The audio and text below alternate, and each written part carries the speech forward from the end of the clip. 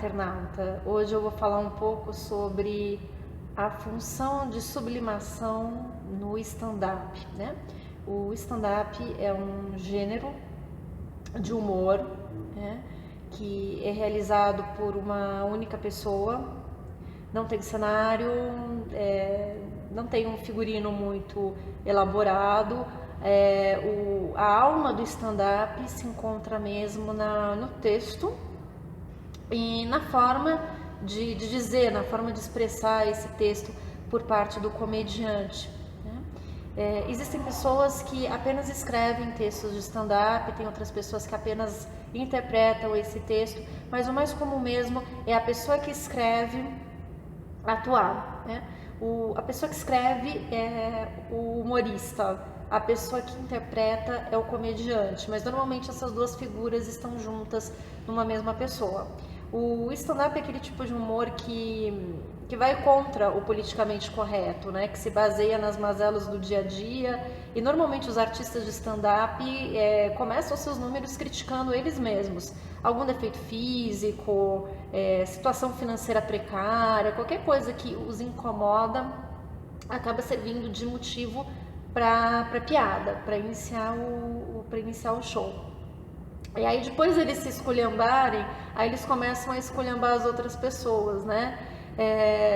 Existem alguns números de stand-up que podem incomodar determinados grupos da sociedade, porque de alguma forma podem ferir algum tipo de suscetibilidade, alguns números podem cair numa espécie de preconceito.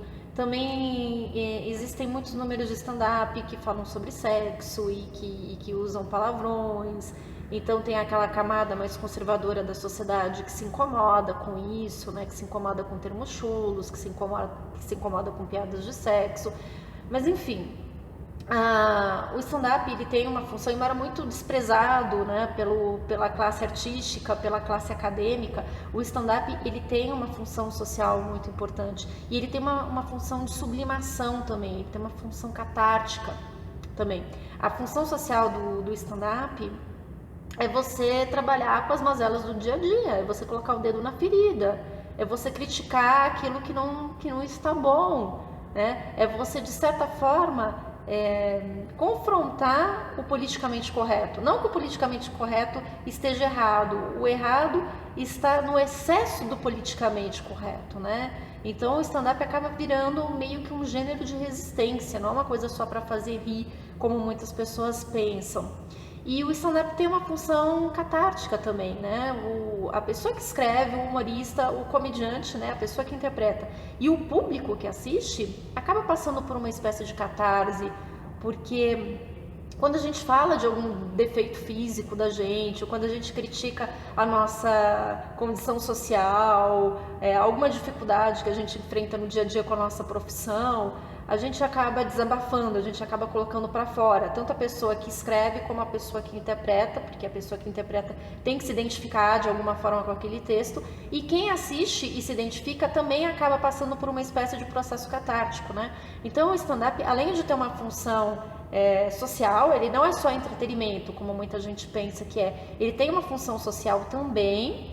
E ele tem uma função catártica, ele tem uma função de sublimação, porque por meio do humor, quando a gente satiriza certas mazelas sociais, quando a gente satiriza certas condições dramáticas da vida, né? A vida é formada por várias situações dramáticas, algumas até trágicas. O que acontece? Quando a gente começa a rir daquilo que é dramático, quando a gente começa a rir daquilo que é trágico, a coisa deixa de ser tão dramática, a coisa deixa de ser tão trágica, a gente ressignifica a tragédia, a gente ressignifica o drama.